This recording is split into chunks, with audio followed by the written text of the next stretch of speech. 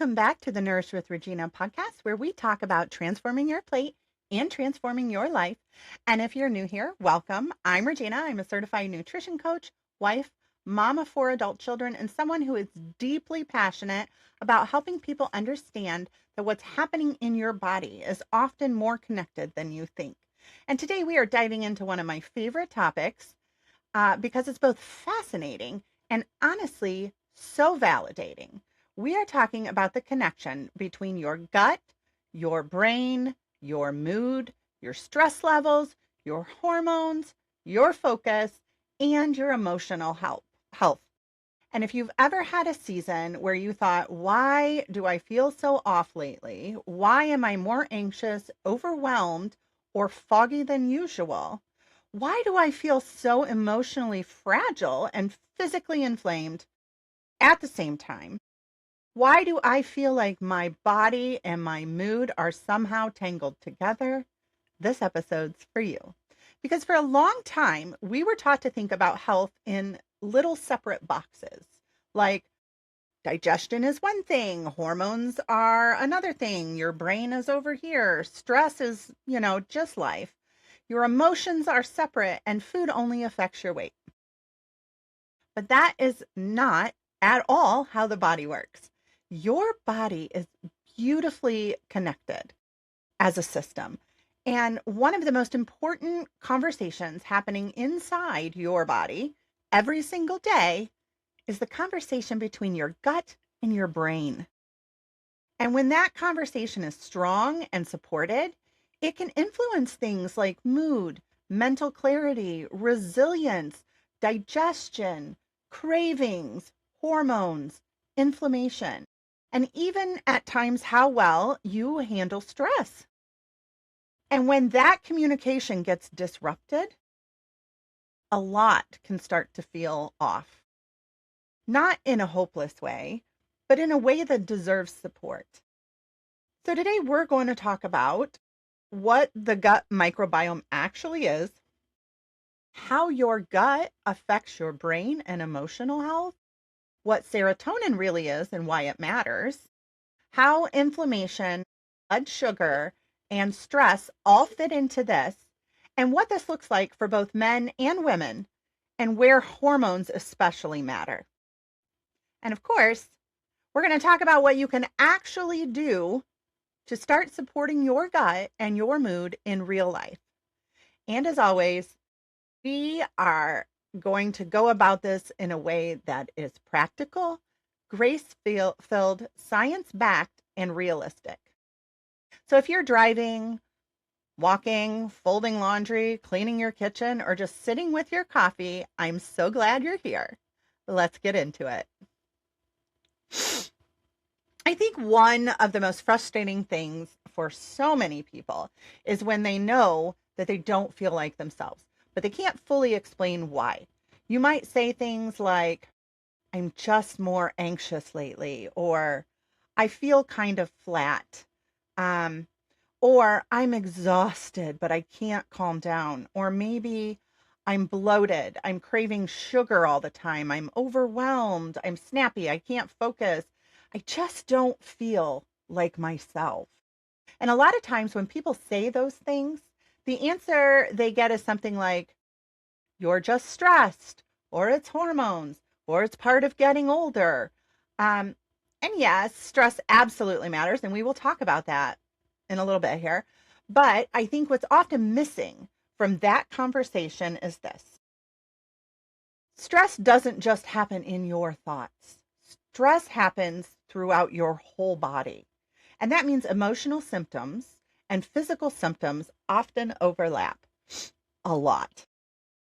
So if you're dealing with things like bloating, constipation, diarrhea, acid reflux, low motivation, brain fog, irritability, cravings, inflammation, a new anxiety-like symptom, hormone imbalance, fatigue, poor stress tolerance, it is not all in your head. And I want to say that clearly. Now, that does not mean every symptom can be fixed with food. It does not mean gut health replaces therapy or counseling, nervous system work, or in some cases, medical care if that's what you need. But it does mean that your physical health may be playing a bigger role in your emotional health than you ever thought. And honestly, I think that's incredibly hopeful because if the body is involved, then the body can be supported. So let's start with the basics because microbiome is one of those words that's been thrown around a lot lately. I think sometimes people hear it and go, okay, but what does it actually mean? So, put simply, your gut microbiome is the massive community of microorganisms that live in your digestive tract, especially in your large intestine. And when I say microorganisms, I mean things like bacteria, fungi, viruses, archaea, other tiny microbes. And before anyone's like, excuse me, what do you mean I'm full of bacteria? Let me reassure you, this is all a very, very good thing. You're supposed to have these organisms living in and on your body. In fact, you literally could not function the way you're designed to function without them. These microbes are not all germs in the scary sense of what we normally think of germs like, but many of them are beneficial, protective, and necessary. So you can think of them like a tiny internal workforce. Like they're in there and they're getting to work every single day. They're constantly doing jobs behind the scenes that you never even think about. They help with things like breaking down the parts of food that you can't digest on your own. Um, Producing beneficial compounds like short chain fatty acids, supporting the lining of your gut, helping with immune function, helping regulate inflammation, producing or influencing certain vitamins and compounds, supporting your metabolism, um, crowding out less helpful organisms, and yes, helping to communicate with your brain. It's so fascinating. So, if you want a simple picture in your mind, think of your gut like an ecosystem, like a garden almost. And just like a garden, the ecosystem can become more diverse, more nourished, more balanced, more resilient, or it can become depleted, inflamed, overrun with weeds, undernourished, and less resilient. And one of the things I really want people to understand is this: gut health is not just about digestion. It's about the quality of the internal environment your body is trying to function in. And that internal environment is your immune system, inflammation, blood sugar, your hormone balance, the way you absorb nutrients, and yes, your brain and your mood. And that's a big deal. So, this is where we also have to be honest about modern life and where we are because most people's gut microbiome is not thriving by accident. And honestly, it's not because people are bad at health. It's because the average modern lifestyle is not exactly gut friendly. When you look at the standard American diet, a lot of it's built around ultra processed foods, low fiber intake, excess added sugar, refined grains, low produce intake, high stress, rushed meals, poor sleep, frequent antibiotic exposure, chronic inflammation, and very little microbial diversity in the foods we're eating. And over time, all of that can chip away at the health of the gut ecosystem. So, diets low in fiber and high in processed food are associated with less favorable gut environment. While fiber rich and fermented foods help support the microbiome. I read a study the other day that said 5% of Americans are eating enough fiber every day. And that just shocked me. That's such a low number. And so probably all of us have room for improvement there. Um, Pardon me. Uh, I think the important thing to say is that we didn't get a damaged gut lining overnight. We got it over years of eating habits and rushing and stress and all those things. So it's not going to be an overnight fix either. It's going to take time. And honestly, that's okay. Because I think one of the most harmful things in the wellness culture right now is that idea that if you just buy the right supplement or do some intense protocol or take a medication, everything will magically be repaired and get better. But your body actually heals when it has consistency, nourishment, repetition, support, and time. So if you're listening to this and thinking, wow, my gut probably needs a lot of love, I don't want you to feel discouraged. I want you to feel hopeful because the goal is not perfection. The goal is to slowly, consistently create an internal environment that is more supportive than the one your body has grown used to. And that is absolutely possible. So now we're getting into the really cool part because this is where we start to realize, oh, this is not just about bloating. This is about communication. Your gut and your brain are connected through what's called the gut-brain axis. And that's basically a like two-way communication radio in your system that's between your digestive system and your central nervous system. So in other words, your brain is talking to your gut and your gut is talking back all day long. And this communication happens through several major pathways. The first is the nervous system. It also communicates through your immune system, your hormones, your microbial metabolites, and signaling molecules like neurotransmitters and inflammatory messages. So let's break this down a little bit more. One of the biggest players in this connection is the vagus nerve. And if you've heard that term before, but never totally knew what it meant, here's the simple version.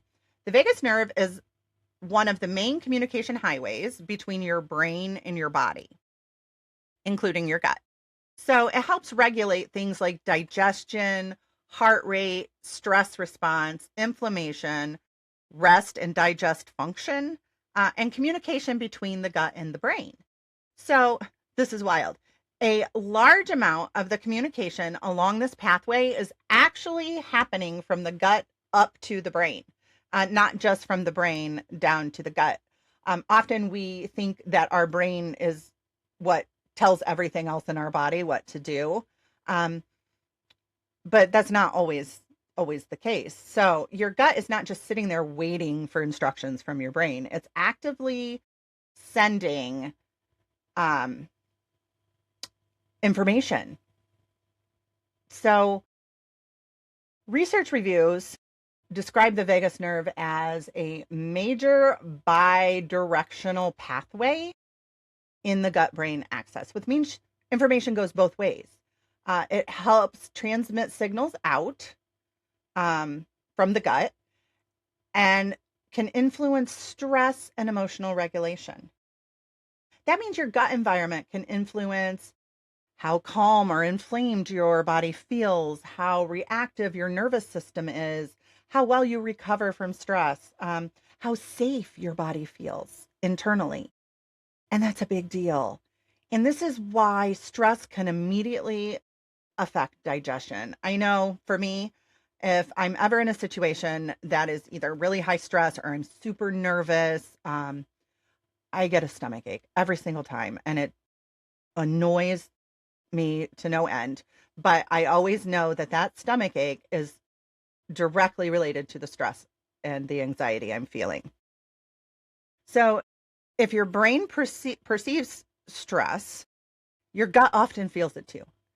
And that's why, like me, some people get the nervous stomach, they get nauseous, they don't feel like eating, they have an appetite change, diarrhea before a big event, constipation during stressful situations, or that weird, like, my stomach is all in knots kind of feeling. It's not random.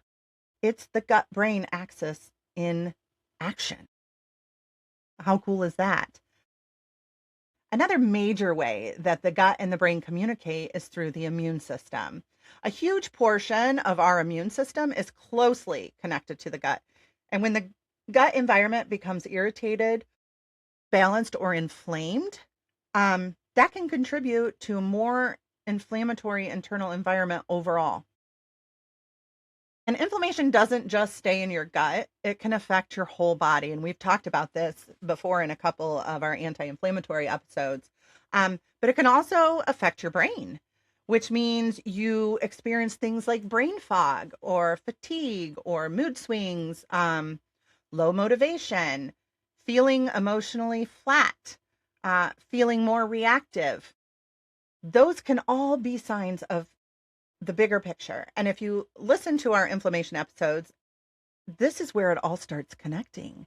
Because inflammation is not just about joint pain, weight retention, puffiness, chronic disease risk. It can also influence how you feel. And I think that's something people really need to understand. Because sometimes what gets labeled as I'm just lazy or I have no discipline is actually a body that feels inflamed, under recovered, and under supported. That doesn't mean everything is inflammation, but it absolutely means inflammation matters. Now, here's a really cool science piece. The bacteria in your gut they don't just exist. They produce compounds, and one of the major categories is something called short chain fatty acids. Things like butyrate, acetate, propionate. These are produced when the beneficial gut bacteria ferment certain fibers from your food.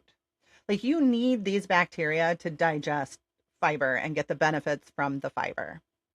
And when they do this, these compounds can help with gut lining support, inflammation regulation, immune function, and signaling that may influence your brain and your nervous system. So, this is one of the reasons fiber matters so much because fiber is not just for pooping, it's literally food for your beneficial gut bacteria. And when you feed those microbes well, it can produce compounds that support the environment your body and brain are functioning in. And that is huge. Now, this episode is for everyone. Men and women both absolutely benefit from understanding this. But this one area is where women especially need to feel this connection strongly because the gut, brain, and hormone systems are deeply connected.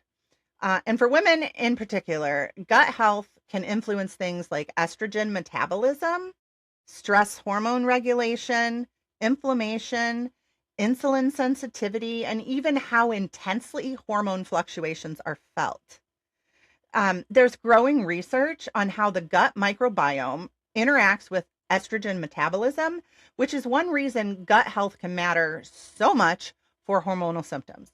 So, if you're dealing with things like PMS or mood swings, cycle irregularity, perimenopause symptoms, energy crashes, inflammation, insatiable cravings, or anxiety around the time of your menstrual cycle, the gut piece absolutely could matter and probably in some way does.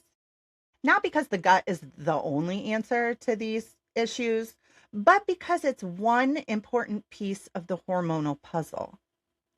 And honestly, this is one of the reasons I am always talking about blood sugar, inflammation, stress, and gut health together as one thing, because they do not live in separate boxes in the body. They overlap, and they overlap a lot. So, if you ever thought, why does my digestion feel worse when I'm stressed? Why does my mood tank when my eating is off? Why do my cravings, my cycle, my stress all seem connected? It's because they are. Have you ever been on vacation for a week and you maybe aren't eating as well as you would like to. And, maybe there's a few cocktails flowing, or you're just go, go, go, take the kids to a theme park or amusement park or something. And you have fatigue. You're not sleeping well because you're not in your own bed, or you've, jet lag and all that things. And you get home from that vacation. And one, you feel more tired than from before you went. And two, you feel like you need a vacation from your vacation. And that's because all of those symptoms were disrupted and they're not working in harmony anymore. So understanding this connection can be incredibly empowering because once you understand the communication pathways, you can start supporting them. Now, this is one of those facts that people hear and immediately go, wait, what? A large percentage of our body's serotonin is actually produced in the gut. Reviews note that serotonin is synthesized predominantly in the gut and participates in the brain gut signaling.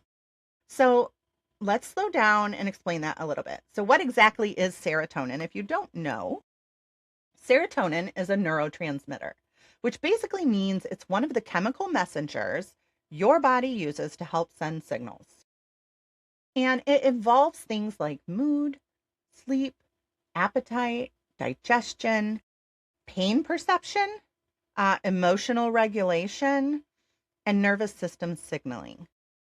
Now, I do want to say this carefully because this gets oversimplified online. This does not mean if you fix your gut, you'll never struggle emotionally again. And it does not mean gut health replaces therapy, counseling, medication, mental health care if you are in need of those things. But what it does mean is this. The gut plays a much bigger role in the body's emotional and signaling environment than most people realize. And I think this is so validating for people to hear because if you have been feeling more anxious, more reactive, more foggy, low energy, emotionally fragile, or just off, it may not just be a personality issue. It may not be weakness. It may not mean you're just being dramatic.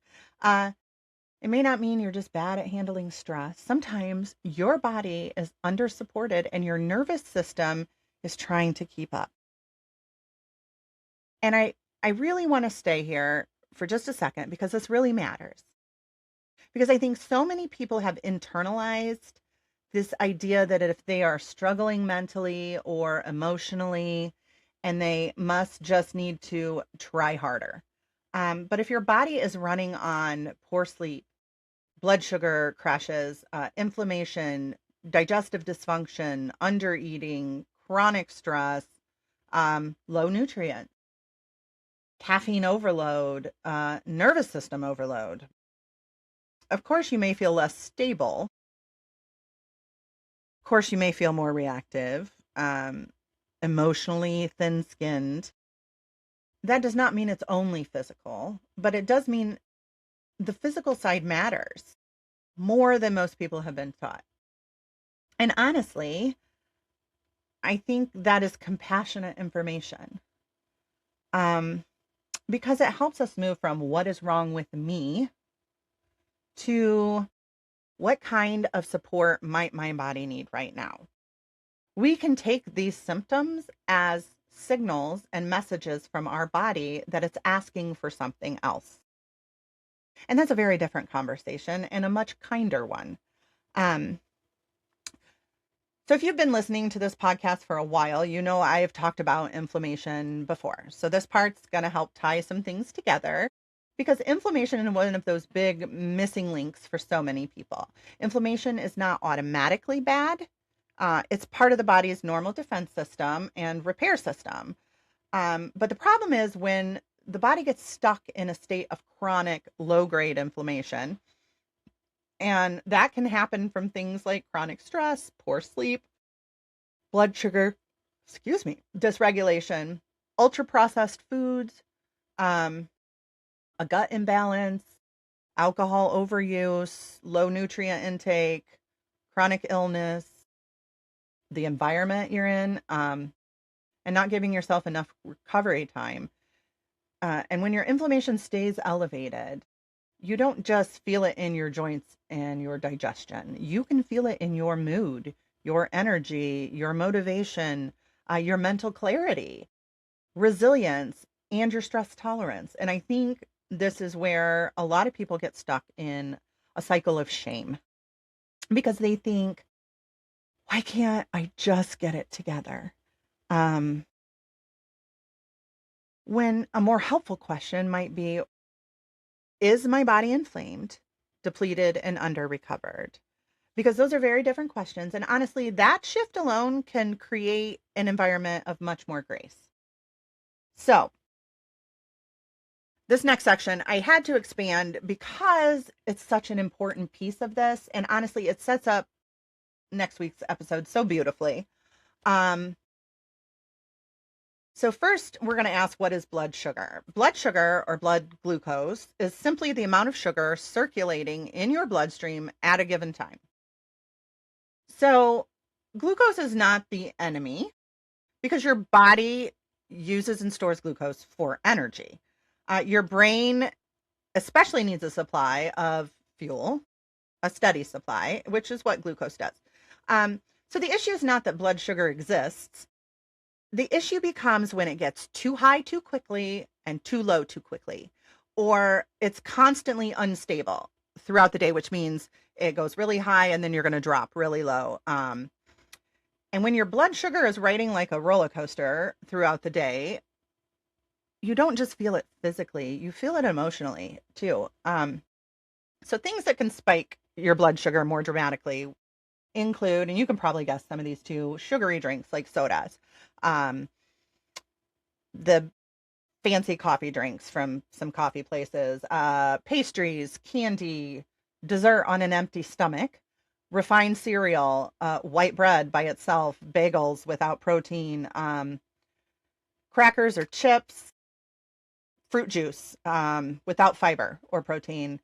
I also, just side note here, I don't recommend juicing as a healthy diet part because juicing does actually strip all the fiber from the fruit or vegetable that you're juicing. So all you're getting is a quick shot of glucose. So it's really better to eat the whole fruit or just blend it up into a smoothie whole and not juice the fruit or vegetable. If you're skipping meals or under eating or overeating, again, this section is not about fear. It's about understanding, because when you eat mostly quick digesting foods or carbs without enough protein, fiber, or fat, blood sugar can rise quickly. And when it rises too quickly, it falls too quickly too. And that is a crash. So, what does a blood sugar crash feel like? So this is where people don't often realize what exactly is happening. Drop in your blood sugar can feel like shakiness, but it can also feel like irritability, anxiety, headaches, fatigue, brain fog, anger. We all know those friends of ours, and I'm one of them. Actually, like, I eat on a schedule, and if I don't eat on that schedule, I can get not so pleasant sometimes. Um, It can lead to sudden cravings or difficulty focusing, feeling like you need food right now. Um, low blood glucose, sorry, low blood glucose can feel like shakiness, hunger, tiredness, irritability, dizziness, trouble thinking clearly. And I think this is so important to reiterate because some people are walking around thinking, I'm just anxious. Um, when part of what they're experiencing may actually just be a deregulated blood sugar pattern. Not always, but often enough that it's worth paying attention to. And this is why stable meals matter so much. Because when you build meals around protein, fiber, healthy fats, and enough actual nourishment, your body is going to feel more stable, calm, energized, focused, clear headed, and less desperate for quick fuel. And honestly, sometimes mood support starts with breakfast. And I know that sounds simple, but simple doesn't mean small or insignificant. Um,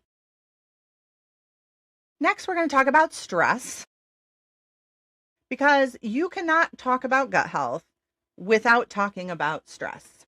And I don't just mean major trauma or giant life events kind of stress. I mean the kind of stress that has become so normal for so many people that you don't even realize how much it's affecting you. The constant rushing, the multitasking, the overstimulation, the pressure, the emotional load, decision fatigue, always being needed by someone, the phone notifications, the lack of quiet, the feeling of always being on. And when your body is living in a state of that all the time, it affects everything because when your nervous system is constantly in fight or flight, your body is not prioritizing deep digestion, nutrient absorption, gut repair, hormone balance, calm emotional regulation, or restful recovery. Because your body thinks it's in survival mode, and that's its main job right now. And this is why chronic stress can show up in things like bloating, reflux, constipation, diarrhea, poor sleep, cravings, tension, irritability, anxiety, fatigue, brain fog, hormone disruption. And this is also where compassion matters so much because sometimes the issue is not, why can't I just get it together? But we can shift that question to how long has my body been trying to function in survival mode? And for a lot of us, it's going to be for a very long time. This is a different question and one that opens a door to healing. So let's think about what can help us lower the effects of stress or even lower our stress, talking about priorities and the things that are really important to you. Do you need to check your work email 5 times after you get home from work at night? Or can you put up a boundary that says, this is my family time or my me time, not my work time, and put that aside. I think especially in the workplace, so many of us have loosened those boundaries because we have 24/7 access to us all the time. You carry a way to contact you in your pocket everywhere you go. And I think it's okay that we start thinking about reshaping some of those boundaries and reinforcing them, you know? Um, I also want to make this practical because reduced stress can sound like one of the most annoying wellness recommendations ever. I hate it whenever I go to a doctor and they're like, just try reducing your stress. Like, thank you. I would if I could.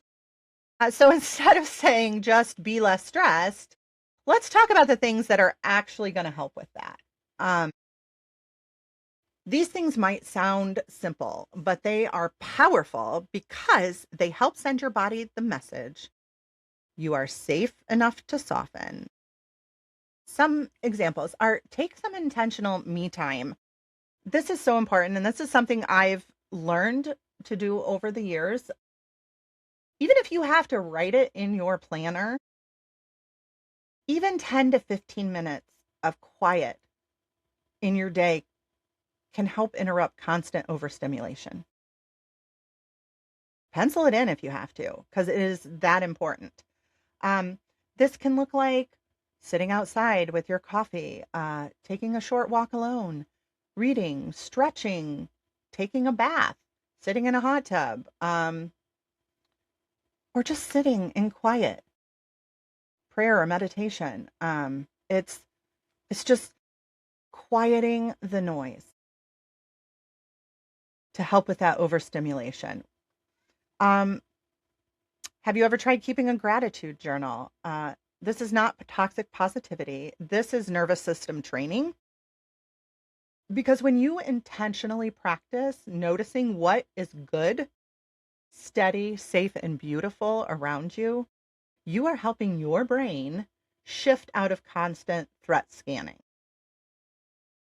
We talked about this in last week's episode a lot with shifting our mindset, and this is one thing that can absolutely help shift mindset from negativity to positivity in how we view our lives and our day. Um, Pray if you like to pray, if that's important to you.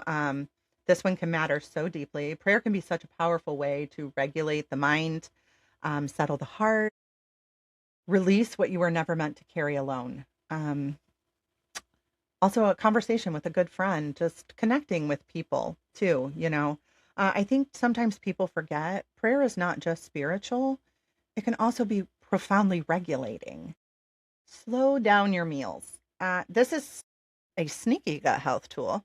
But if you're always eating while standing or driving or scrolling or rushing or stressed and you're almost swallowing bites of food whole, your body does not digest that well. Even taking a few deep breaths before meals and sitting down to eat can help. Also, if you sit down at a table as a family and eat, you get to share in the joy of nourishing yourselves together. But you get to ask how people's day were. You get to have a consistent time where you're connecting with the people that you love the most. And that can be so recharging and so energizing and so calming to our nervous system. The next one, get outside. I know where I live, it's cold like half the year and rainy, but as much as you can, get outside. I love being outside, getting the fresh air, the sunlight, walking, gardening, even a little nature can always help calm your nervous system.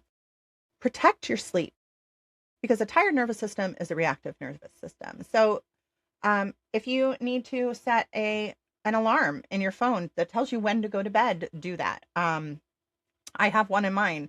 Otherwise, I can be a really night owl, whatever the term is, but I will stay up way too late. And then I know I have to get up early in the morning. And then I'm tired the whole day. So create a bedtime routine. Maybe put some of that me time in front of it. Take a bubble bath. Put some lavender in there. Just calm your nervous system. Turn the phone off and put it away. And take that time for yourself, for your body. Stop expecting yourself to run like a machine. You are a human being. You are not a robot. And your body responds better to rhythms of support than constant pressure.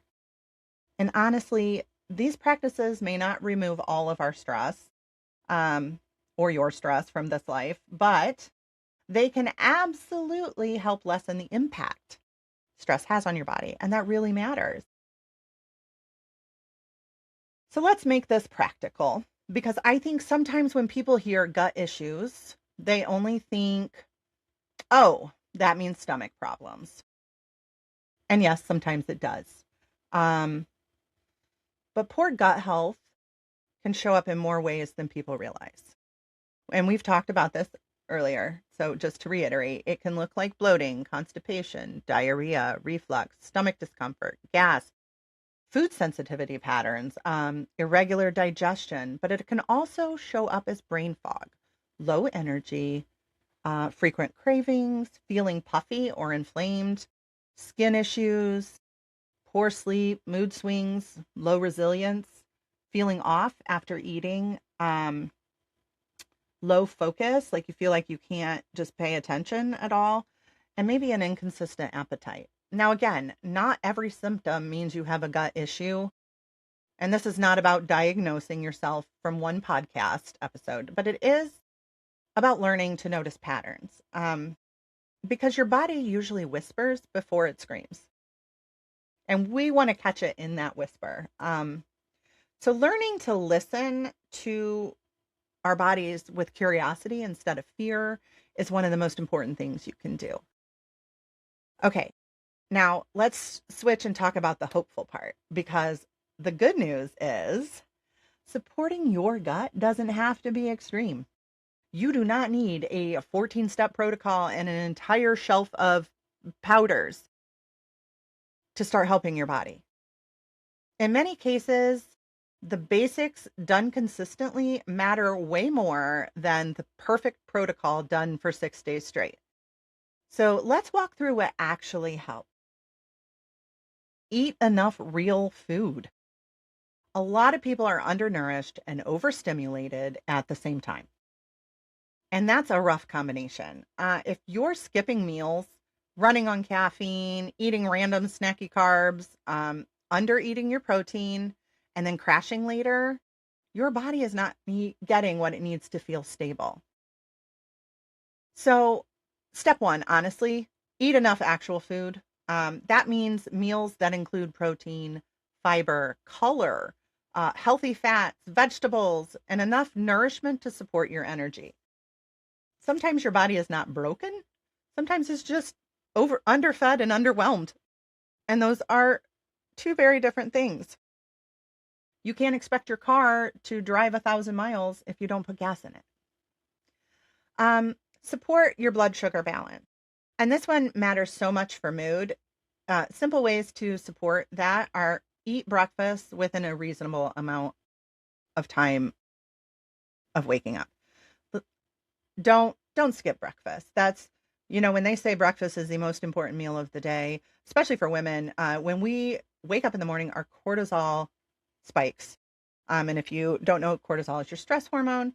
So eating a protein balanced breakfast is going to help bring that stress hormone down, and it's going to make you feel better and energized for more of your day. So we're going to want to build our meals around protein first. We want to pair carbs with protein or fat. We're going to stop the coffee all morning chaos by 2 p.m. cycle. Oh, I didn't eat breakfast. Now I'm eating lunch at 2 o'clock in the afternoon. That is not supportive or nourishing to your body. Also, avoid the all day graze where you're just snacking on mindless things throughout your day and there's no real meal pattern. This can make a huge difference in cravings, in your mood, emotional steadiness, energy, focus. Um, so, we're going to feed our microbiome with fiber and variety. This is where we get into numbers because I love numbers. Um, A strong fiber goal for many adults is around 25 to 35 grams per day. I love using 30 grams of fiber. And to some people, that might sound like a lot, but it is very doable. Um, and I think it's a realistic goal to support your gut health is that 30 grams because fiber helps feed the beneficial gut bacteria, support digestion, improve fullness. It's going to support your cholesterol and help create a healthier gut environment overall. So everything you eat is going to be absorbed and used at a higher level. And remember, fiber is not just for regularity, it's also fuel for your microbiome. So here's some practical examples. High fiber foods. So chia seeds, 2 tablespoons of chia seeds, 10 grams of fiber. Chia seeds are also great for your cholesterol, and they're just one of those superfoods that I encourage all of my clients to just add 2 tablespoons of chia seed every day. You can put it in yogurt, you can put it in water and drink it. Tons of ways you can get your chia seeds in. Ground flaxseed, 4 grams of fiber for 2 tablespoons. So not as powerful as the chia seeds, but still great. Blackberries, 1 cup of blackberry, 8 grams of fiber. I love blackberries. Raspberries, also 1 cup, 8 grams of fiber. An avocado has 10 grams of fiber. Now, be careful with the avocados because it's a wonderful form of healthy fat, but that means it does have a lot of calories. So, lentils are fantastic. 1 cup of cooked lentils has about 15 to 16 grams of fiber. Black beans, 15 grams per 1 cup. I love black beans. You can throw those on a salad, have them as a side dish, make soups with them. They're a wonderful superfood. Chickpeas, cooked, 1 cup, 12 grams of fiber. Oats. Oats are kind of low, but there's about 4 grams of fiber in a half a cup of dry oats. Um, a pear, if you eat the skin, a medium pear, you're going to get 5 to 6 grams of fiber there. Apple with skin, you're getting 4 to 5 grams of fiber. Broccoli, 1 cup of cooked broccoli, 5 grams of fiber. Sweet potato with the skin, a medium sweet potato, you're getting about 4 grams. I know I was surprised at that one too. You would think it'd be more, but Brussels sprouts, cooked Brussels sprouts, 1 cup, 6 grams of fiber. And an artichoke, one medium artichoke, is about 7 grams of fiber. I don't know too many people who just eat an artichoke. I mean, I love it in the spinach and artichoke dips, but so general nutrition guidance consistently points to beans, oats, fruits, vegetables, seeds, and whole grains as key fiber sources that help feed that gut microbiome. So you're like, well, that's all great, Regina, but how am I going to reach 30 grams in a day? And it can be a lot easier than it sounds. So, for example, 2 tablespoons of chia seeds in your yogurt, throw some berries in there. That is 18 grams of fiber just in your breakfast. Have an apple with your lunch. You've added another 4 grams. Cup of steamed broccoli at dinner. That's another 5 grams. And then I encourage everybody to eat 3 meals and 1 snack. So if you can incorporate some flax seeds in your smoothie, that's another 4 grams. You're at 31 grams of fiber. So you're already there.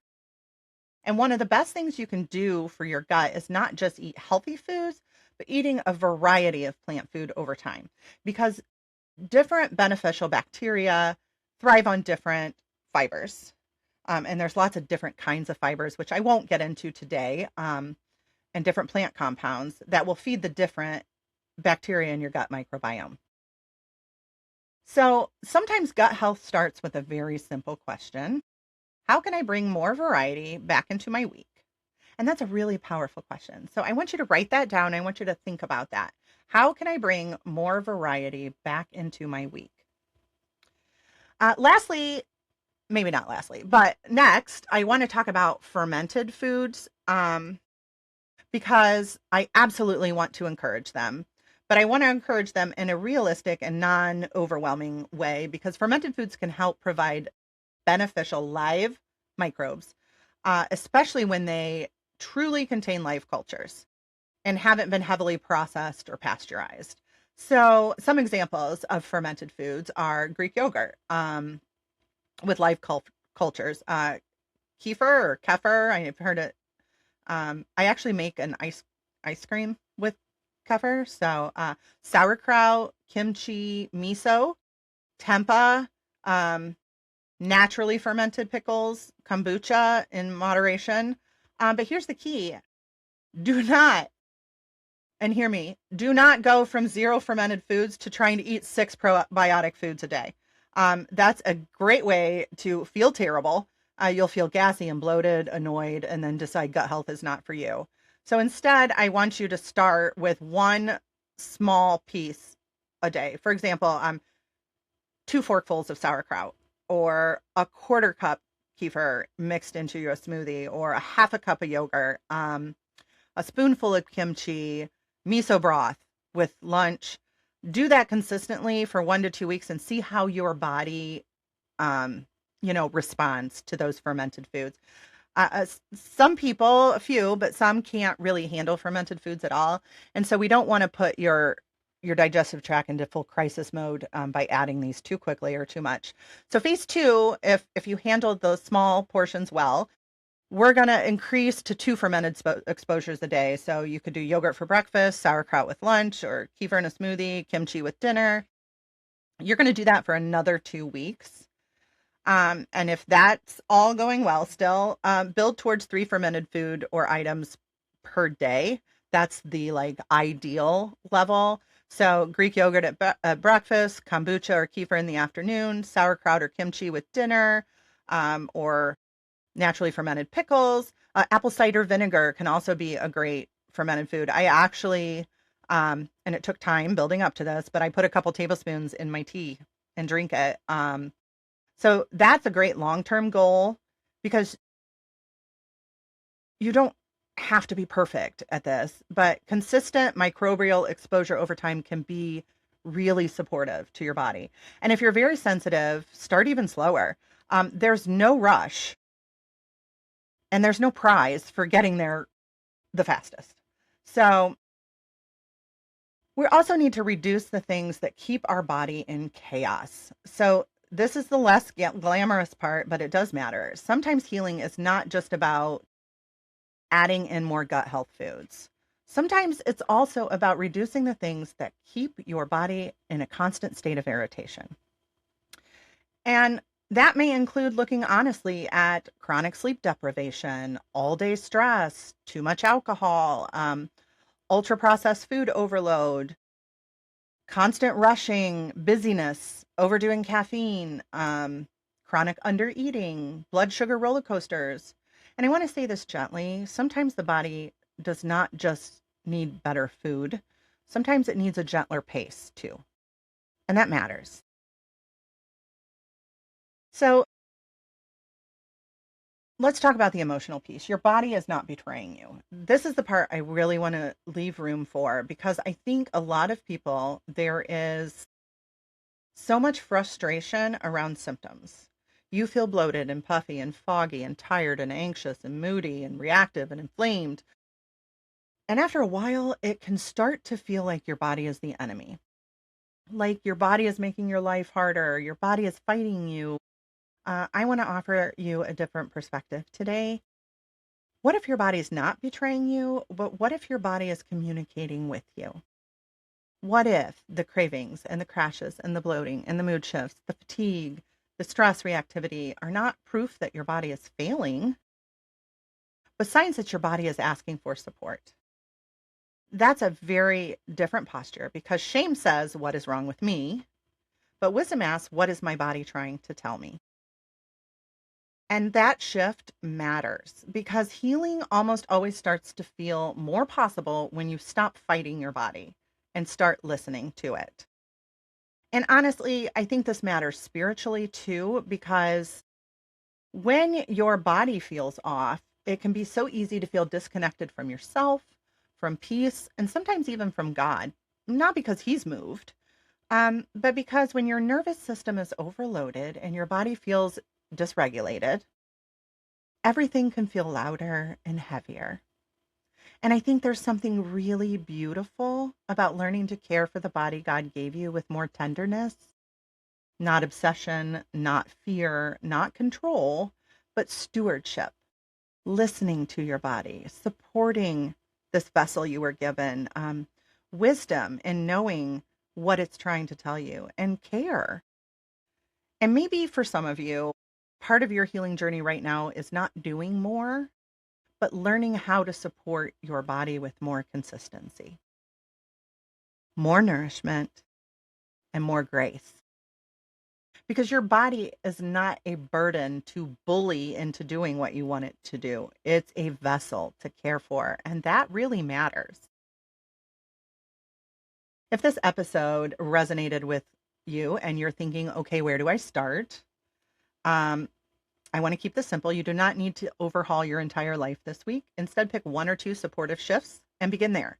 Maybe this looks like eating a protein rich breakfast, aiming for the 30 grams of fiber, adding berries or chia seeds to your breakfast, eating dinner as a family, slowing down for your meals, drinking water before your second coffee, sitting outside for 10 minutes a day, reducing the all day under eating and nighttime crashing cycle. That's enough. Just one or two of those because healing often happens through small, repeated support, not one giant dramatic reset. And that's really feeling and freeing truth. So if you've been feeling emotionally off, physically off, or just not quite yourself lately, I hope this episode helped you and helped you understand that your body is not random. Your symptoms are not random, and your gut, your brain, your stress, your hormones, and your mood are not separate conversations. They are deeply connected. And that's actually very hopeful because it means your healing can be supported from more than one direction. So if this episode encouraged you, I'd love for you to share it with a friend, leave a review, or tag me on social media so I know you're listening.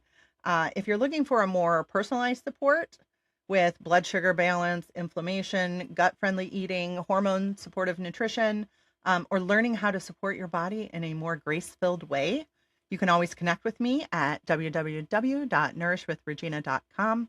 And next week, we are building on today's episode in a really practical way with blood sugar power foods for hormones and energy. So, we're going to talk about how blood sugar affects hormones and fatigue, the best carbs for stable energy, why protein plus fiber pairings matter so much, and meal timing that actually works in real life. Because sometimes the answer is not, I need to eat less. Sometimes the answer is, I need to eat smarter. And I think that episode is going to be incredibly helpful. Thank you so much for being with me here today. And until next time, keep nourishing your body one simple choice at a time. Bye.